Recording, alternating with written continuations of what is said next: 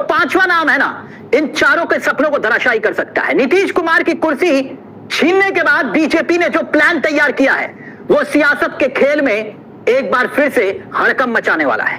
BJP का plan, Amit Shah का plan क्या बिहार में स्वर्ण नेता को मुख्यमंत्री की कुर्सी सौंपने जा रही है बीजेपी की ओर से मुख्यमंत्री पद के लिए 4 नामों का हमने जिक्र किया। दिलीप जायसवाल, सम्राट चौधरी, संजीव चौरसिया और केंद्रीय राज्य मंत्री नित्यानंद राय। इन 4 चेहरों के इतर, इन चारों चेहरों की काबिलियत क्या है उस पर भी हम आएंगे, लेकिन इन 4 चेहरों के इतर 5वां चेहरा वो कौन सा है जिसका जिक्र पर्दे के पीछे किया जा रहा है। स्वर्ण नेताओं को शाह कुर्सी सौंप सकते हैं, क्या वाकई में ऐसा है? कहने वाले कहते हैं कि सीएम की कुर्सी पर अमित शाह जिसे बिठाने वाले हैं, वैसे बिहार नतीजों के बाद उसका नाम तय हो चुका था। बीजेपी ने मुख्यमंत्री का चेहरा चुन लिया था, या फिर यूं कहिए कि सही वक्त का इंतजार किया जा रहा था। नीतीश कुमार की विदाई का प्लान, नीतीश कुमार, ऑपरेशन नीतीश कुमार, और नीतीश कुमार को अपनों ने ही धोखा दे दिया, अपने करीबियों ने धोखा दे दिया।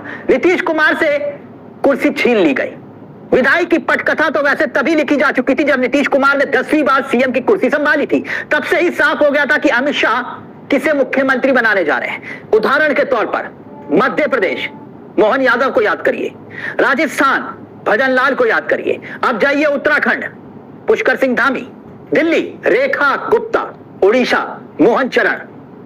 अब यही अंदाजा लगाइए कि बिहार में क्या होने वाला है।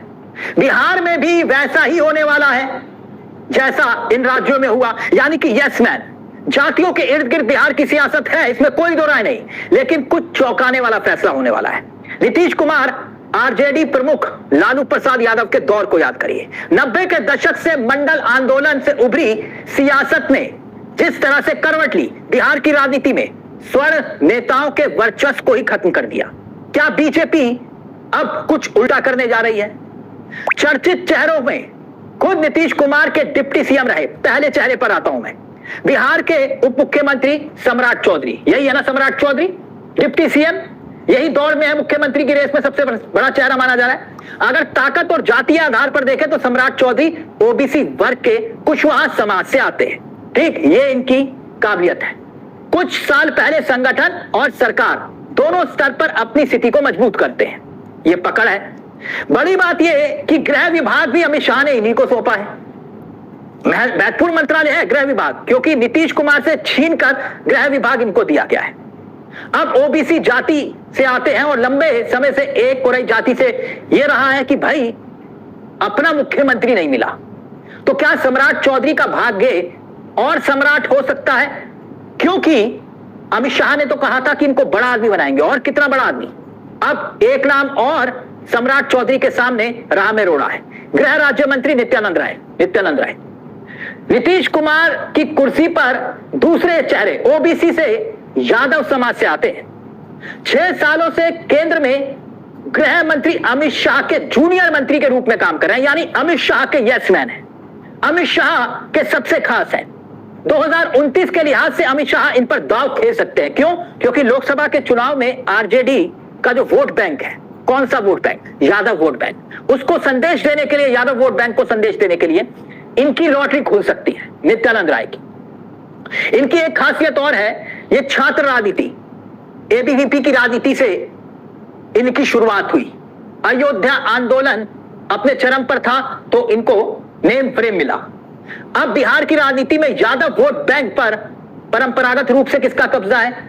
लालू प्रसाद यादव के बाद तेजस्वी यादव ने अपना दबदबा बनाया। 1990 के बाद से मैं बात कर रहा हूं, और ऐसे में भारतीय जनता पार्टी अगर यादव समुदाय से मुख्यमंत्री बनाती है तो इनकी लॉटरी खुलने के आसार हैं अमित शाह के द्वारा, क्योंकि अमित शाह के सबसे खास में से एक है, और इनको बिहार में बहुत बड़ी जिम्मेदारी दी गई थी चुनाव के वक्त। अब मैं तीसरे नाम पर आता हूं। तीसरा नाम भी बहुत दिलचस्प है, जैसे नित्यानंद राय, सम्राट चौधरी। अब तीसरा नाम इस रेस में पूर्व प्रदेश अध्यक्ष, यानी कि बिहार सरकार में जो मंत्री है, दिलीप जायसवाल जी, इन्हीं का नाम। अब दिलीप जायसवाल क्यों चर्चा में है? दिलीप जायसवाल ईबीसी वैश्य समुदाय से आते हैं, बीजेपी के बड़े चेहरे हैं। ओबीसी को नहीं चुनकर ईबीसी नेता पर अगर अमित शाह दांव लगाते हैं तो दिलीप जायसवाल एक विकल्प के रूप में हो सकते हैं।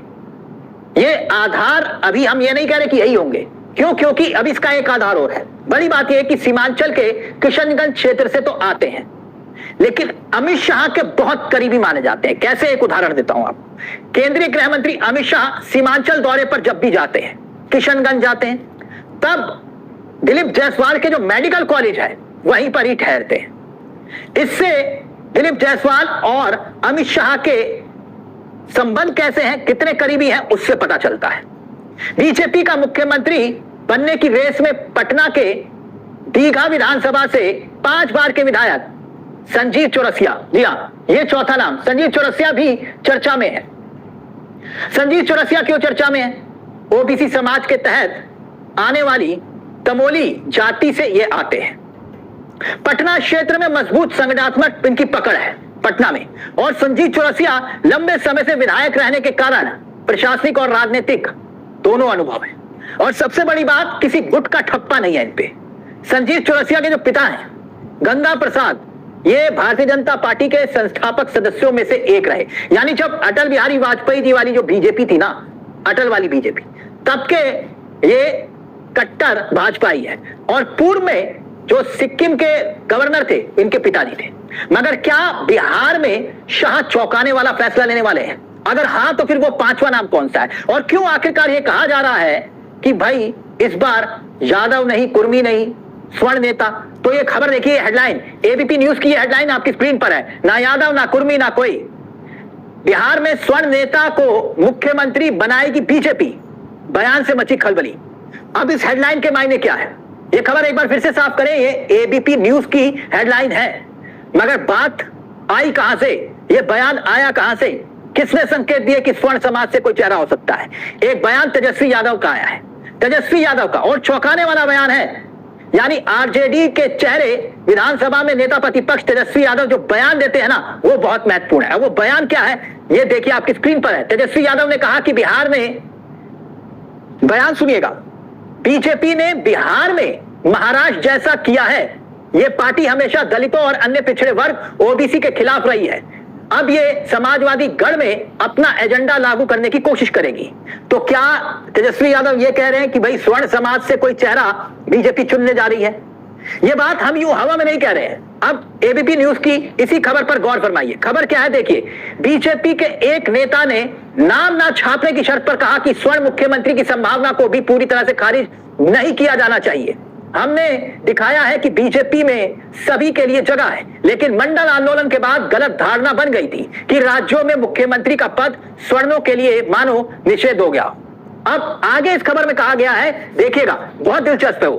बीजेपी ने उत्तर प्रदेश, महाराष्ट्र और राजस्थान में इस धारणा को बदलने में सफलता हासिल की है।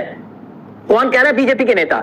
आगे वो कह रहे हैं कि जहां जातीय समीकरण होने के बावजूद योग्यता के आधार पर शीर्ष पर दिया गया है। अब आप देखेंगे तो ये पूरी की पूरी रणनीति क्या वाकई में उसी दिशा में जा रही है? क्योंकि हमने मध्य प्रदेश का जिक्र किया, हमने उत्तराखंड का जिक्र किया, हमने राजस्थान का जिक्र किया, जहां बीजेपी ने कुछ ऐसा ही चौंकाने वाला फैसला लिया, दिल्ली में भी। यानी कि लॉटरी सिस्टम समझ लीजिए। अब लॉटरी सिस्टम में सिर्फ एक काबिलियत होनी चाहिए कि वो यस मैन होना चाहिए, मोदी और अमित शाह का। अब 6 महीने में पूरी रणनीति बदल गई। चुनाव के वक्त नीतीश कुमार पटना से दिल्ली जाने का फैसला लेते हैं। बिहार में पावर ट्रांसफर वैसे एक दिन में नहीं हुई है, एक दिन में नहीं हुई। जो ये सोच रहा है कि एक दिन में हुई है, नहीं। इसका उदाहरण देते हैं हम आपको। पहले मंत्रिमंडल का जब विस्तार हुआ तब बीजेपी ने सभी बड़े मंत्रालयों को अपने कब्जे में लिया, और सबसे चौंकाने वाला फैसला जो था, जहां साफ हो गया था कि नीतीश कुमार चंद दिनों के मेहमान हैं कुर्सी पर, गृह विभाग नीतीश कुमार से छीन लिया गया था और सम्राट चौधरी को दिया गया था। तभी साफ हो गया था। खैर, आपने वो सुना होगा, बड़े बेआबरू होकर तेरे कूचे से हम निकले, बहुत निकले मेरे अरमा, फिर भी कम निकले। अब कहने वाले तो ये तक कह रहे हैं कि अगर अमित शाह और मोदी जी की पसंद की ही बात करें तो चिराग पासवान की भी लॉटरी खुल सकती है। तो क्या चिराग पासवान भी मुख्यमंत्री बन सकते हैं? खैर, राजनीति में कभी भी कुछ भी हो सकता है, और ऐसे में चौंकाने वाला फैसला होगा, ये तय है। ये 4 नाम जिनका जिक्र हमने किया, इनमें से तो शायद ही किसी की लॉटरी लगे, क्योंकि यस मैन ढूंढने में अगर अमित शाह कामयाब हो चुके हैं तो वो यस मैन कोई पुष्कर सिंह धामी होगा, कोई मोहन यादव होगा, कोई भजन लाल होगा। आप समझ रहे हैं ना?